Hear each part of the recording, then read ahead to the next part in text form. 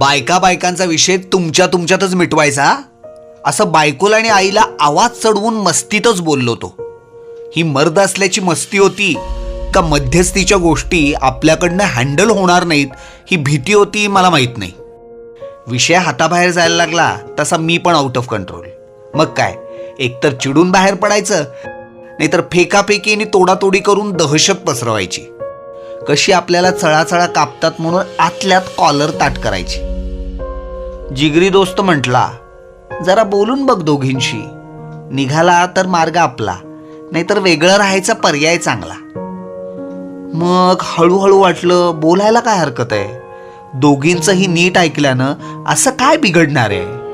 खरं सांगू, विषय तेवढा गंभीर पण नव्हता. ऐकून समजून बोलून सुटणाऱ्यातला होता. नाही, सगळीकडची परिस्थिती माझ्यासारखी नसेल, पण काही ठिकाणी तरी थोड्याशा प्रयत्नानं गुंता सुटेल. मग एक कळलं, प्रत्येक वेळी अलिप्त राहून आताताईपणा करून निभणार नाहीत नाती. घर आपलं असतं, आपणच असतो एकमेकांसाठी.